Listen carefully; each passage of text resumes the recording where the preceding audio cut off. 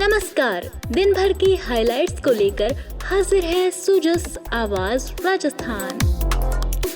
नमस्कार, सुजस आवाज पॉडकास्ट में आपका स्वागत है। दिन भर की अहम खबरें लेकर हाजिर हैं अश्विनी और अभिलाषा। सबसे पहले नजर आज की सुर्खियों पर। श्रीमद् भगवत गीता और नाट्यशास्त्र को यूनेस्को के memory of the world register में किया गया शामिल। मुख्यमंत्री ने कहा, संपूर्ण राष्ट्र के लिए गौरव का विषय।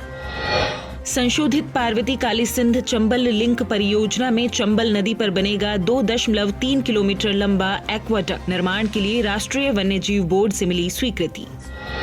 प्रदेश भर में भीषण गर्मी और हीट वेव को लेकर स्वास्थ्य भवन में हुई बैठक। प्रमुख शासन सचिव ने कहा, लू तापघात से बचाव के हो पुख्ता प्रबंधन। और अब खबरें विस्तार से। श्रीमद् भगवत गीता और भरत मुनि के नाट्य शास्त्र को यूनेस्को के memory of the world register में अंकित किया गया है। ये एक वैश्विक पहल है जो उत्कृष्ट मूल्य की दस्तावेजी विरासत को संरक्षित रखती है। इस अवसर पर मुख्यमंत्री श्री भजनलाल शर्मा ने अपने सोशल मीडिया संदेश में लिखा कि प्रधानमंत्री श्री नरेंद्र मोदी के नेतृत्व में श्रीमद् भगवत गीता और भरत मुनि के नाट्य शास्त्र को यूनेस्को के memory of the world register में शामिल किया जाना न केवल संपूर्ण राष्ट्र के लिए गौरव का विषय है, बल्कि भारत सरकार द्वारा हमारी सांस्कृतिक विरासत के संरक्षण और संवर्धन हेतु किए जा रहे अथक प्रयासों का सुफल है। इसके लिए माननीय प्रधानमंत्री जी का हार्दिक अभिनंदन। राजस्थान अपनी सांस्कृतिक विरासत और कला के अनूठे नमूनों के लिए दुनिया भर में मशहूर है। स्थानीय शिल्प से लेकर पारंपरिक भोजन तक यहाँ की हर चीज में वो रंग और राजस्थानी विरासत झलकती है, जिसने हमेशा से लोगों को इस रेगिस्तानी भूमि की ओर आकर्षित किया है। राज्य में हर किसी के लिए कुछ न कुछ है, चाहे अब दिन में जाए या रात में। यहाँ की सभ्यता और शाही विरासतें और किले भव्य यूनेस्को विश्व धरोहर सूची में शामिल है। आज विश्व धरोहर दिवस के अवसर पर मुख्यमंत्री श्री भजनलाल शर्मा ने सभी को हार्दिक शुभकामनाएं दी है। मुख्यमंत्री ने प्रदेशवासियों को बधाई देते हुए कहा कि राजस्थान देश का एक ऐसा राज्य है जो अपनी समृद्ध सांस्कृतिक और ऐतिहासिक विरासत के लिए विश्व में प्रसिद्ध है। आइए इस अवसर पर हम सब मिलकर अपनी धरोहरों के संरक्षण का संकल्प ले। अगर आप आज राजस्थान में घूमने का प्लान कर रहे हैं तो विश्व विरासत दिवस पर पुरातत्व एवं संग्रहालय विभाग के अधीन आने वाले स्मारकों को पर्यटकों के लिए निःशुल्क कर दिया गया है।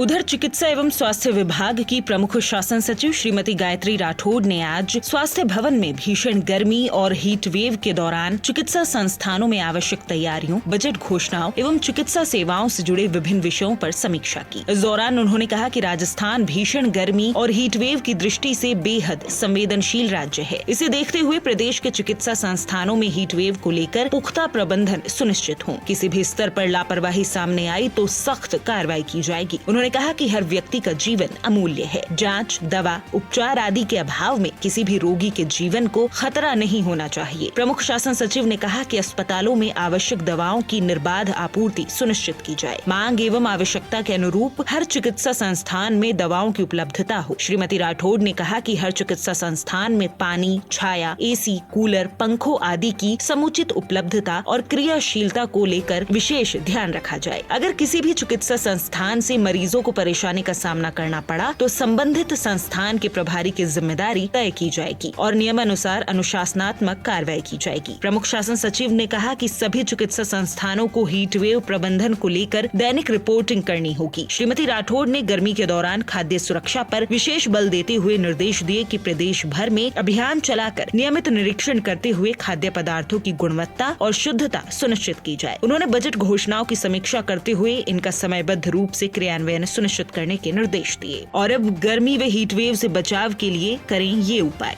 गर्मी का मौसम छुट्टियों के साथ जानलेवा लू भी लाता है।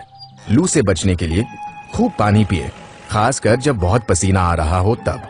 ORS, नींबू पानी, छाछ इत्यादि पिए। चाय, कॉफी और कोल्ड ड्रिंक्स पीना टालें। धूप से बचे, खासकर 11 से 4 के बीच। हल्के रंग के आरामदायक कपड़े पहने, सिंथेटिक कपड़े ना पहने। बाहर जाते समय पीने का पानी साथ रखें। छाता, टोपी, गमछा, पगड़ी या दुपट्टे से सर को ढकें। धूप में अधिक शारीरिक परिश्रम टालें। यदि कार्य अनिवार्य है तो बीच में आराम करें। ये सावधानियां आपकी जान बचा सकती है।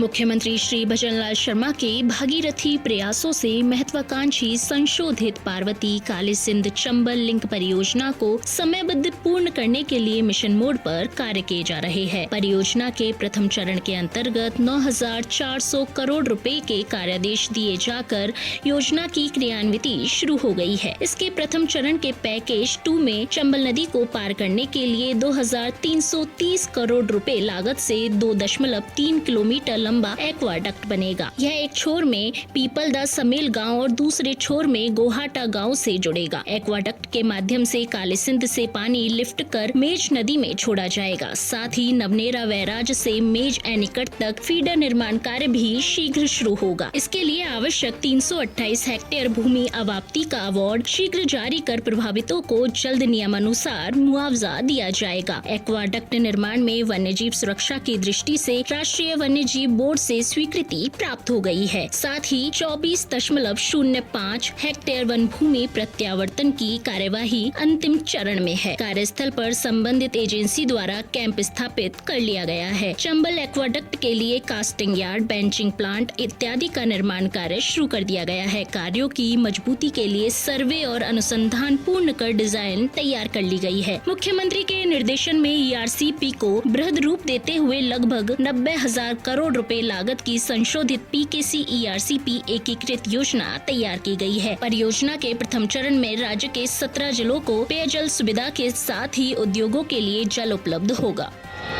सहकारिता राज्य मंत्री श्री गौतम कुमार दत्त ने बताया कि भूमि विकास बैंकों के अवधि पार ऋणी सदस्यों को राहत देने के लिए राज्य सरकार द्वारा मुख्यमंत्री अवधि पार ब्याज राहत योजना 2025-26 लागू कर दी गई है। उन्होंने कहा कि योजना के माध्यम से ऋणी सदस्यों को पुनः मुख्य धारा में लाने के लिए राज्य सरकार द्वारा 200 करोड़ रुपए का बजट प्रावधान किया गया है। श्री दत्त ने बताया कि योजना के तहत वर्ष 2014-15 से राज्य सरकार की ब्याज अनुदान योजना के अंतर्गत वितरित ऋणों को छोड़कर भूमि विकास बैंकों के स्तर पर 1 जुलाई 2024 को अवधि पार हो चुके समस्त ऋण मामले राहत के लिए पात्र होंगे। अवधि पार मूलधन और बीमा प्रीमियम की संपूर्ण राशि ऋणी द्वारा जमा कराए जाने पर राज्य सरकार द्वारा अवधि पार ब्याज और दंडनीय ब्याज में 100% राहत दी जाएगी। उन्होंने कहा कि योजना से ऋणी किसानों और लघु उद्यमियों को बड़ी राहत मिलने के साथ ही भूमि विकास बैंकों के ऋणों की वसूली और उनकी आर्थिक स्थिति पर भी सकारात्मक प्रभाव पड़ेगा। पारदर्शिता की दृष्टि से योजना का क्रियान्वयन पोर्टल के माध्यम से किया जाएगा। इसके लिए पात्र ऋणी सदस्यों को अपना जन आधार नंबर और मोबाइल नंबर संबंधित भूमि विकास बैंक को उपलब्ध करवाना होगा।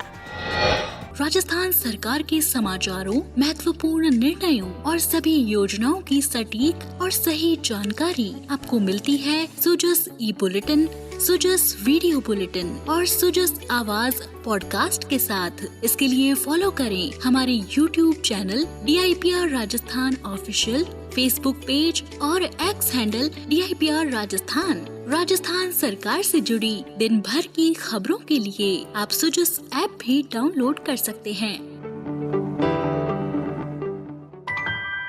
उप मुख्यमंत्री दिया कुमारी ने निर्देश दिए हैं कि भवन निर्माण में सौर ऊर्जा और जल संरक्षण का विशेष ध्यान रखा जाए। उन्होंने कहा कि नए भवन उच्च गुणवत्ता और लो मेंटेनेंस को ध्यान में रखते हुए तैयार किए जाए। भवन निर्माण में ज्यादा से ज्यादा फोकस ग्रीन बिल्डिंग पर किया जाए ताकि पर्यावरण को संरक्षित रखा जा सके। उप मुख्यमंत्री गुरुवार को उप मुख्यमंत्री कार्यालय में आयोजित PWD की भवन निर्माण शाखा के कार्यों की प्रगति की समीक्षा बैठक को संबोधित कर रही थी। उन्होंने निर्देश दिए हैं कि सार्वजनिक निर्माण विभाग मंदिरों एवं अन्य हेरिटेज स्थलों के जीर्णोद्धार का कार्य करवाते समय उनके मूल स्वरूप को बरकरार रखे। उन्होंने कहा कि ये मंदिर और अन्य स्थल वर्षों पहले स्थानीय सामग्री एवं स्थानीय शिल्प कला का उपयोग करके बनवाए गए हैं। इनकी मरम्मत के दौरान उसी सामग्री एवं शिल्प कला का ध्यान रखा जाए। उन्होंने निर्देश दिए हैं कि इस प्रकार के जीर्णोद्धार कार्यों में कंजर्वेशन सलाहकार की सलाह आवश्यक रूप से ली जाए ताकि इन भवनों का मूल स्वरूप संरक्षित रखा जा सके। उप मुख्यमंत्री ने कहा कि डाक बंगलों की स्थिति सुधारने के लिए विशेष प्लान बनाकर उसे क्रियान्वित किया जाए। उन्होंने प्रदेश के डाक बंगलों के अपग्रेडेशन एवं उनके रखरखाव हेतु विस्तृत योजना बनाने के निर्देश दिए हैं। सुजस आवाज पॉडकास्ट में आज के लिए इतना ही। फिर होगी आपसे मुलाकात। तब तक के लिए नमस्कार।